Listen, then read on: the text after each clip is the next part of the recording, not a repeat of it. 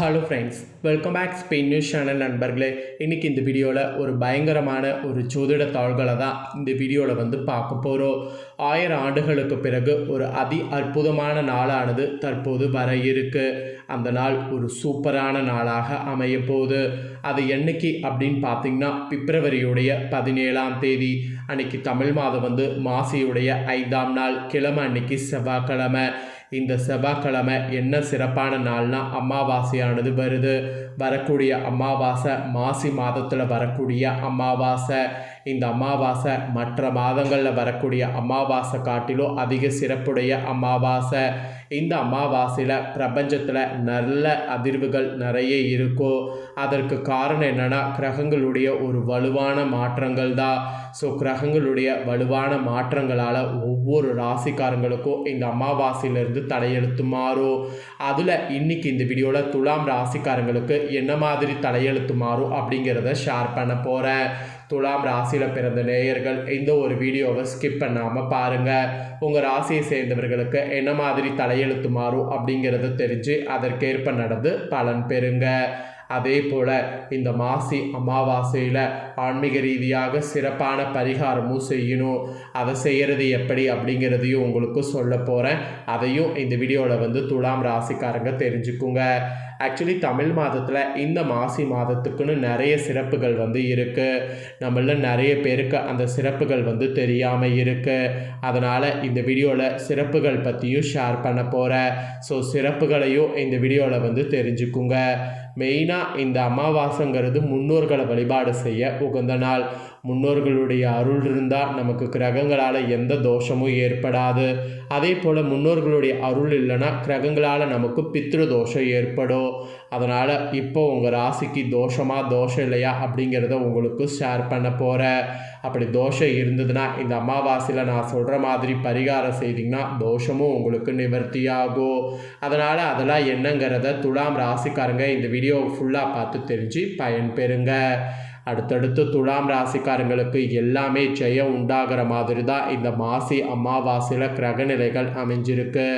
இந்த மாசி அமாவாசையில் அதிர்ஷ்டமலை கொட்டுன்னு கூட உங்களுக்கு சொல்லலாம். உண்மையாலுமே அதிர்ஷ்டமலை கொட்டுமா கொட்டாதாங்கிறத எல்லாமே உங்களுக்கு இந்த வீடியோவை ஃபுல்லாக பார்த்தீங்கன்னா நீங்கள் தெரிஞ்சுக்க முடியும். அதனால் வீடியோவை ஃபுல்லாக பாருங்கள். 2026 ஆண்டில் தை மாதம் நிறைவடைந்து பிப்ரவரி 13ஆம் தேதி மாசி மாதமானது பிறக்குது. மாசி மாதம் பிறந்ததுக்கு பின்னாடி ஸ்டார்டிங்கில் அமாவாசை வருது. இந்த அமாவாசையில் துலாம் ராசினர் உங்களுக்கு கிடைக்கக்கூடிய பலன்கள், பரிகாரங்கள், வழிபாடு செய்ய வேண்டிய தெய்வங்கள் இதெல்லாம் குறித்து ஜோதிடர்கள் சில தாள்களை குறிப்பிட்டிருக்கிறாங்க. அதை தான் இந்த வீடியோவில் விரிவாக உங்களுக்கு ஷேர் பண்ண போகிறேன். அதை நீங்கள் பார்க்க போகிறீங்க. ஸோ 2026 ஆண்டில் பிறக்கக்கூடிய இந்த மாசி மாதத்தை கும்ப மாதம் என்றோ அழைக்கலாம். கும்ப மாதம் மாசி மாதம் ரெண்டுமே ஒன்று தான். ஏன்னா கும்பத்தில் சூரியன் வரக்கூடிய மாதமே மாசி மாதம். அதனால் இந்த மாதத்தை இந்த மாதிரியும் அழைக்கப்படுது. இந்த மாதம் பிப்ரவரி 13லேருந்து மார்ச் 14 வரைக்குமே இருக்குது. இந்த மாதம் இருக்கக்கூடிய நாட்களில் நிறைய விசேஷங்கள் நடைபெற இருக்குது. ஃபஸ்ட்டு பிப்ரவரி 15ஆம் தேதி அன்னைக்கு மகா சிவராத்திரியானது வருகிறது. 4 கால பூஜைக்கு தரிசனம் செய்வது, பசு நெய் நல்லெண்ணெய் தீபம் ஏற்றி வழிபடுவது, அன்னதானத்திற்கு உதவி செய்வது, இந்த மாதிரியான தர்ம காரியங்களை இந்த நாளில் செய்யலாம். இதெல்லாம் இந்த நாளில் செய்கிறது ஏற்றத்தை ஏற்படுத்தும். அப்புறம் இந்த மாசியில் வாக்கியப்படி கரெக்டாக மார்ச் 6ஆம் தேதி காலையில் 8:26 மணிக்கு சனி பயிற்சி நடைபெற இருக்குது. அதுக்கப்புறமா பிப்ரவரி 17 மாசி அமாவாசை அன்னைக்கு மயான கொள்ளை நடைபெறும். அப்புறம் மார்ச் 3ஆம் தேதி இந்த மாசிலே சந்திர கிரகணமும் ஏற்படும். மாலை 3:30 மணி முதல் 6:47 வரை கிரகணம் நடைபெறுது. ஸோ இந்த மாதிரி மாசி மாத காலகட்டத்தில் விரத வழிபாடு செய்வது நன்மை தரும். இதை தொடர்ந்து மாசி மகமும் சிறப்பாக நடைபெறும். ஸோ கும்பத்தில் சூரியன் இருந்து தன் சொந்த வீட்டை பார்ப்பார். இந்த மாதத்தில் நடக்கக்கூடிய விசேஷங்கள் குறித்து பஞ்சாங்கத்தில் இதெல்லாம் கூறப்பட்டிருக்கு. அந்த வகையில் இன்னும் கொஞ்ச நாளில் மாசி மாத அமாவாசை பிறக்க போது அன்று துலாம் ராசினருக்கு கிடைக்கக்கூடிய பலன்கள், பரிகாரங்கள், வழிபாடு செய்ய வேண்டிய தெய்வங்கள் குறித்து நிறைய ஜோதிடர்கள் சில தாள்களை குறிப்பிட்டிருக்கிறாங்க. அவங்க குறிப்பிட்ட அந்த தாள்களை தான் இப்போ முக்கியமானதை உங்களுக்கு ஷேர் பண்ண போகிறேன். துலாம் ராசிக்காரங்க உங்களுக்கான மாசி மாத அமாவாசை பலனை தெரிஞ்சு அந்த பலன்களுக்கேற்ப நடந்து பலன் பெறுங்க.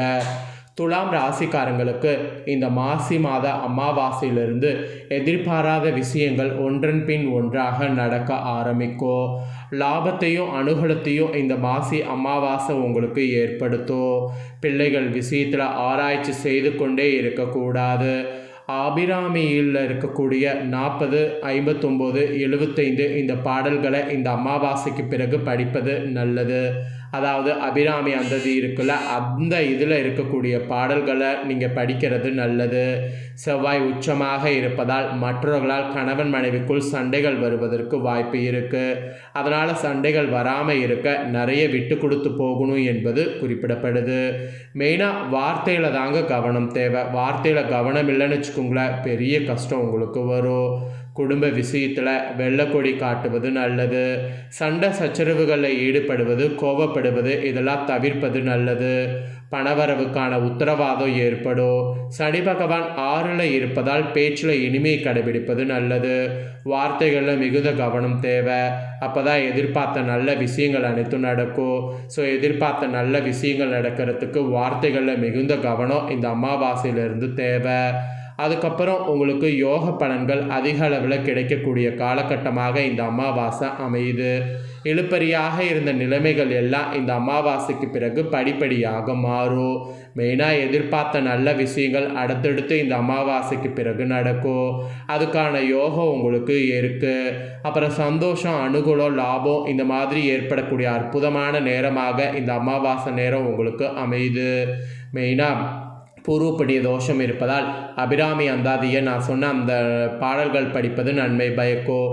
மற்றபடி அனைத்து விஷயங்கள்லேயும் யோகம் உண்டாகக்கூடியதாக இந்த அமாவாசை அமையுது. புதிதாக தொழில் வியாபாரத்தை ஆரம்பிக்கக்கூடிய யோகமும் உங்களுக்கு உண்டாகும். வார்த்தை, குடும்பம், வெளியிடம், தொழில், வியாபாரம், நண்பர்களுக்கு ஆலோசனை கூறுவதை தவிர்ப்பது நல்லது.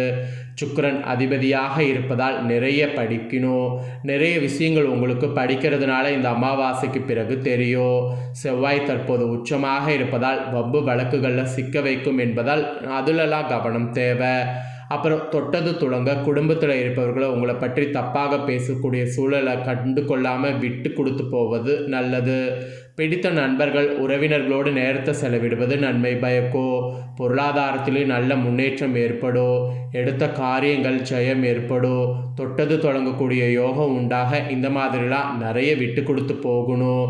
அப்புறம் முதுகு தண்டுவடம், பாதம், நகம், முட்டி தொடர்பான விஷயங்களில் மிகுந்த கவனமாக இருக்க வேண்டும். மெயினாக நரசிம்மர் வழிபாடு ஏற்றத்தை கொடுக்கும். நரசிம்மருடைய காயத்ரியை கேட்பது, அப்புறம் காயத்ரி மந்திரத்தை சொல்வது இதெல்லாம் நன்மை தரும். ஸோ நரசிம்மர் கவசம் சொல்லி வருவது ஏற்றம்தான்.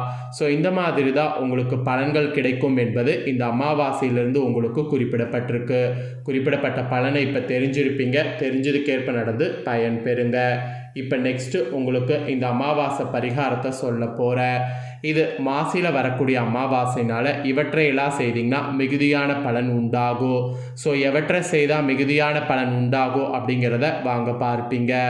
தை பிறந்ததும் கடுமையான கோடை காலத்தை நோக்கி அதன் பிறகு வரக்கூடிய மாதங்கள் செல்லும். ஆனால் வெப்பம் சுட்டெரிக்கும் முன்பாக வரக்கூடிய ஒரு பருவம் வசந்த காலம். இந்த வசந்த காலம் தை மாதத்திற்கு அடுத்து வரக்கூடிய மாசி மாதத்தில் வரும். பல சிறப்புகள் கொண்டதாக மாசி மாதம் இருக்குது.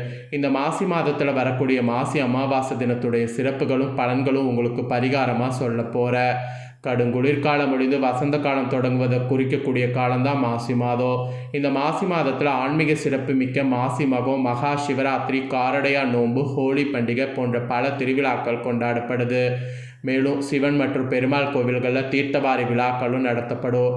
அப்படிப்பட்ட இந்த மாசி மாதத்தில் வரக்கூடிய மாசி அமாவாசை தினமும் ஒரு முக்கியமான தினமாகும். மாசி அமாவாசை தினமான இந்த நாளில் அதிகாலையில் குளித்து முடித்து விட்டு உங்கள் ஊரில் கோயில், குளக்கரை மற்றும் ஆற்றங்கரைகளில் மறைந்த உங்கள் முன்னோர்களுக்கு சீர்திருத்தம், திதி போன்றவற்றை தர வேண்டும். இந்த சடங்குகளை முடித்த பின்பு சீர்திருத்த சடங்குகளை செய்வித்த வேதியர்களுக்கு அரிசி, காய்கறிகள், வஸ்திர துண்டு போன்றவற்றை தானமாக உங்கள் கையால் அளிப்பது சிறந்தது. தொழில் மற்றும் வியாபாரங்களில் ஈடுபடுவங்க மகத்துவங்களை தரக்கூடிய மாசி அமாவாசை தினத்தில் திருஷ்டி பூசணிக்காய் வாங்கி உங்கள் தொழில் வியாபார இடங்களில் திருஷ்டி கழித்து அதற்குரிய நேரத்தில் உடைக்க வேண்டும். திருஷ்டி கழித்து உடைப்பவர்களுக்கு தட்சணை கட்டாயம் தர வேண்டும். இதை செய்வதால் தொடர்ந்து வரக்கூடிய காலங்களில் தொழில் வியாபாரங்களில் நல்ல லாபங்கள் ஏற்படும், வீண் செலவுகள் ஏற்படாது. அதனால் இந்த பரிகாரத்தை கண்டிப்பாக பார்த்தீங்கன்னு வச்சுக்கோங்களேன் துலாம் ராசிக்காரங்க செய்ய வேண்டும். ஸோ இந்த வீடியோவை நீங்கள் இப்போ பார்த்து முடிச்சுட்டு இது உடனே லைக் பண்ணி உங்கள் ஃப்ரெண்ட்ஸ் ஃபேமிலிக்கு ஷேர் பண்ணுங்கள்.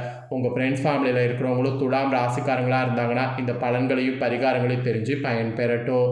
இதே போல் புதிய தகவல்களை தெரிந்து கொள்ள மறக்காமல் நம்ம சேனலை சப்ஸ்கிரைப் பண்ணுங்கள், கூட பெல் பண்ண ப்ரெஸ் பண்ணுங்கள். அதை நீங்கள் பண்ணிட்டீங்கன்னா இனி நான் போகிற மற்ற அப்டேட்டான எல்லா வீடியோஸும் உடனுக்குடனே தெரிந்து கொள்ளலாம்.